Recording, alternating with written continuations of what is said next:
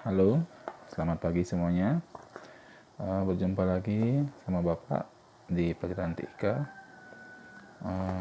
Sekarang adalah pertemuan ketiga kita, dan pada pertemuan kali ini kita akan membahas tentang perangkat komputer dan peluang usahanya. Materi sudah Bapak upload di Google Classroom, silakan di-download. Oke, sekarang kita mulai dari perangkat komputer. Nah, perangkat komputer itu seperti yang kalian lihat di modulnya, di sana terjadi dua bagian, yaitu perangkat keras atau hardware. Yang kedua adalah perangkat lunak atau software. Nah, pada perangkat keras, hardware itu terdiri dari tiga bagian. Yang pertama perangkat masukan atau perangkat input, kemudian perangkat pemrosesan, dan yang ketiga perangkat keluaran atau output. Nah, pada perangkat lunak terdiri dari BIOS, kemudian sistem operasi, kemudian program driver, dan program aplikasi. Nah, perangkat keras atau hardware itu sendiri memiliki tahap seperti ini. Mulai dari perangkat masukan, kemudian alurnya ke perangkat pemrosesan, dan yang terakhir perangkat keluaran. Nah, di sana sudah ada contoh-contohnya setiap perangkat. Seperti perangkat masukan, contohnya adalah mouse, keyboard, scanner, barcode scanner, mikrofon, touchpad, dan webcam. Kemudian pada perangkat pemrosesan, contohnya adalah CPU atau Central Processing Unit, yang di dalamnya terdapat motherboard, RAM, VGA, sound card, LAN card, dan prosesor. Dan yang terakhir adalah perangkat keluaran, contohnya adalah printer, monitor, proyektor, speaker, headphone, headset, CD atau DVD-ROM. Seperti itu. Nah, fungsi dari masing-masing perangkat ini bisa kalian googling di internet ya, atau di buku-buku TIK. Oke.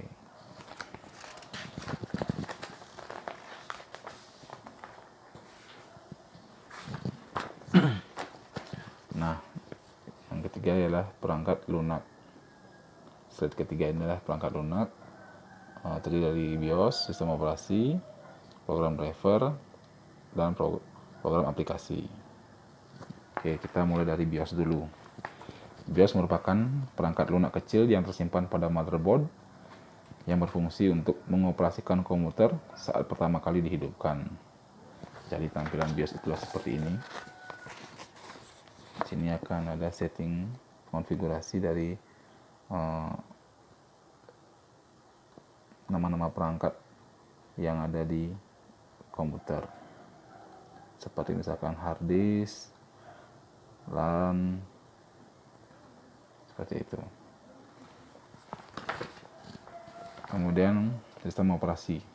Sistem operasi merupakan perangkat lunak yang tersimpan pada hard disk, yang fungsinya sebagai dasar dan penghubung antara perangkat keras dengan perangkat lunak. Ya, contoh sistem operasi itu adalah Windows, Linux, dan lain-lain. Nah, seperti ini. Ini adalah contoh dari sistem operasi Windows.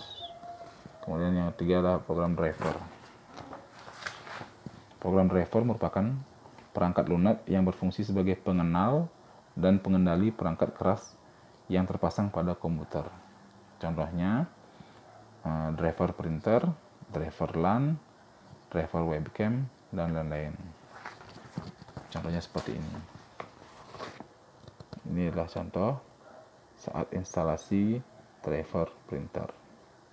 Nah, kenapa kita harus install driver dulu? Karena kalau kita tidak menginstal driver, maka perangkat keras tersebut tidak bisa digunakan. Contohnya adalah printer. Ketika kita tidak menginstal driver printer itu, maka printer yang terhubung tidak akan bisa digunakan. Kemudian yang keempat, program aplikasi.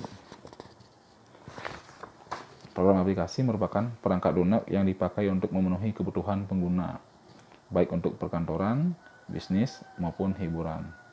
Contohnya adalah Microsoft Office, Mayob, Adobe, dan lain-lain.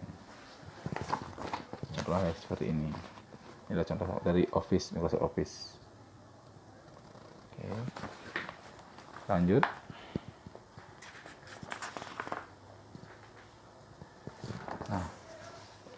Tujuan mempelajari perangkat komputer. Nah, kenapa sih kita harus mempelajari perangkat komputer? Nah, bagi yang nantinya ingin melanjutkan kuliah, bekerja maupun membuka usaha, kalian harus mempelajari perangkat komputer karena nanti di sana kalian akan bertemu atau menggunakan komputer itu dalam kegiatan sehari-hari. Nah, yang pertama tujuannya yaitu mengetahui nama dan bentuk perangkat komputer. Nah, jangan sampai kalian saat kuliah atau bekerja tidak tahu, tidak bisa membedakan mana keyboard, mana mouse. Seperti itu. Selain itu, kalian juga harus hafal di letak dari tombol-tombol yang ada pada keyboard. Jangan sampai kalian enter tidak tahu. Seperti itu. Kemudian yang kedua, mampu memasang perangkat komputer, baik perangkat masukan, perangkat pemrosesan, dan perangkat keluaran. Jadi ketika kalian kuliah atau bekerja misalkan, kalian berhadapan dengan komputer yang tidak berisi keyboard maupun mouse ataupun lepas dari konektor CPU. Nah, kalian harus bisa memasang perangkat keras tersebut dengan benar. Jangan sampai kalian menunggu teman atau dosen kalian untuk memasang perangkat keras tersebut. Oke, kemudian yang ketiga, mampu menghidupkan komputer. Nah, cara menghidupkan komputer itu sangat beragam. Ada yang dengan tombol tekan, ada dengan tombol tarik. Biasanya di sebelah kiri atau sebelah kanan ada sistem tarik seperti HP mini. Itu dia cara menghidupkannya dengan cara menarik tuasnya ya, baru bisa hidup. Posisinya bisa di atas, bisa di samping, jadi kalian harus berhati-hati. Jangan panik, tapi harus tahu logo atau ikon dari power itu. Kemudian yang keempat, mampu mematikan komputer dengan benar. Nah, jadi selain menghidupkan komputer, kalian juga harus bisa mematikan komputer dengan benar. Nah, prosedurnya yaitu dengan mencari menu yang ada pada logo sistem operasi tersebut, kemudian cari shutdown. Seperti itu. Nah, yang kelima, mampu mengoperasikan perangkat komputer, software, hardware, dan instalasi. Jadi, kalian harus bisa mengoperasikan perangkat komputer tersebut. Misalkan di sini ada contoh proyektor. Jadi kalian harus bisa memasangnya, kemudian mengoperasikannya. Nah, cara memasangnya, pastikan juga konektornya terhubung dengan benar. Yaitu konektor dari proyektor menuju ke komputer atau laptop. Jadi kalian harus bisa memasangnya dan mengoperasikan perangkat keras tersebut. Selain itu, kalian juga harus bisa melakukan proses instalasi, baik instalasi sistem operasinya maupun driver dan program aplikasi untuk keperluan sehari-hari. Seperti itu.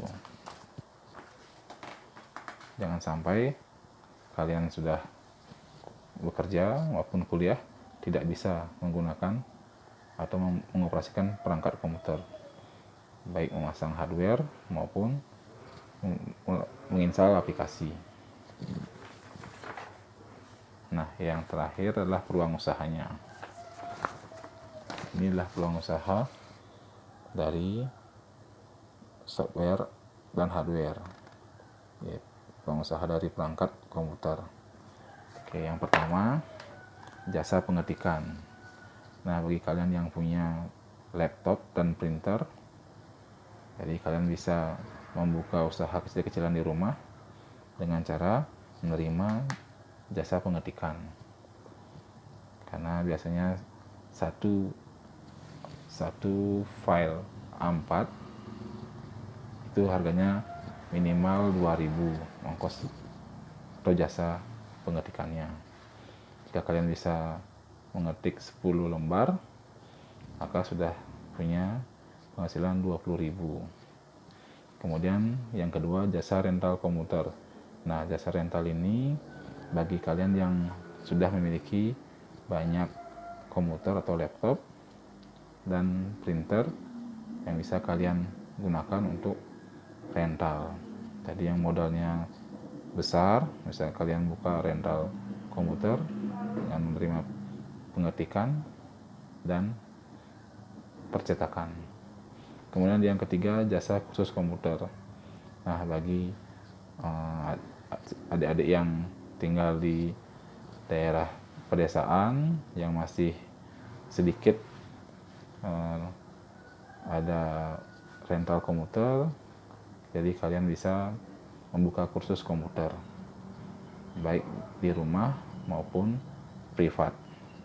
Kemudian yang keempat, jasa editing foto, video, dan suara audio. Jadi kalau kalian punya bakat di bidang editing, suka membuat video, mengedit foto, jadi kalian bisa membuka usaha editing foto video dengan modal laptop maupun komputer serta printer. Kemudian yang kelima, jasa scan, fotokopi, dan berdata. Jadi kalian bisa membuka usaha scan kopi dan berdata di rumah, tentunya dengan alat yaitu printer yang ada scannernya, ada fotokopinya, dan untuk berdatanya kalian harus ada DVD atau CD-ROM seperti itu. Kemudian yang keenam, menjual hardware atau aksesoris komputer.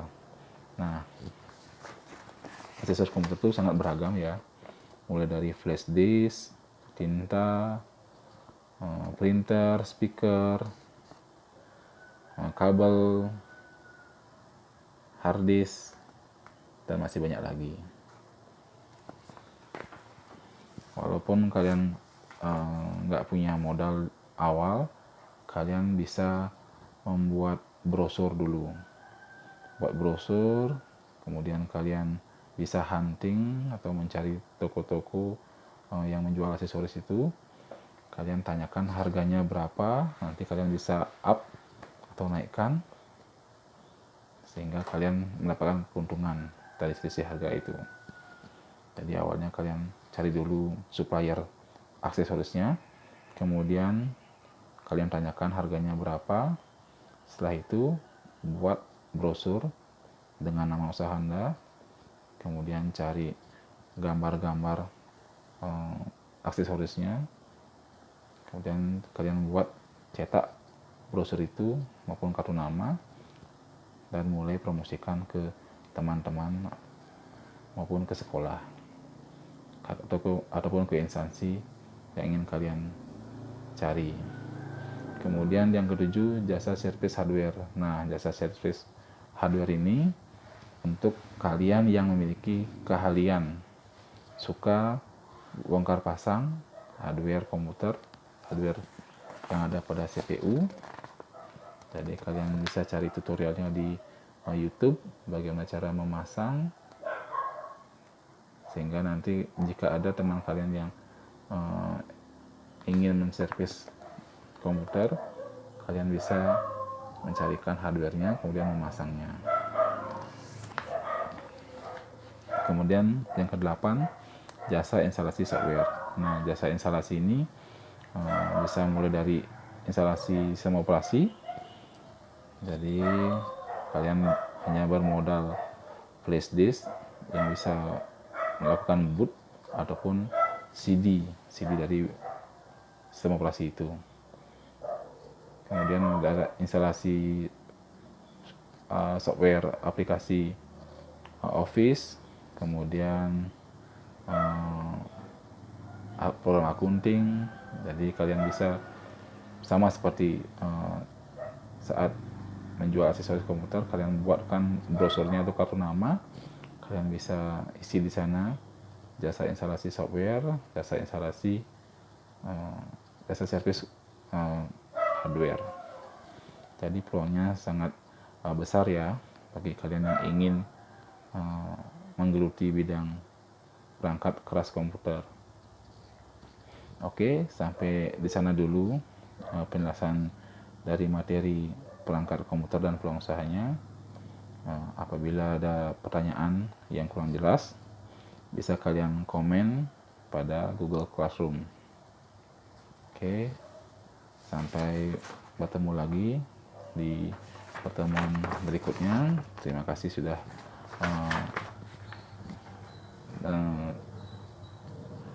memperhatikan dari penjelasan Bapak. Semoga materi ini bisa menjadi bekal buat kalian nantinya di bangku kuliah, saat bekerja maupun membuka usaha. Oke, sampai di sini perjumpaan kita. Sampai ketemu di pertemuan berikutnya. Salam sehat, jangan lupa 3M, memakai masker, menjaga jarak, dan mencuci tangan. Salam sehat buat kita semua.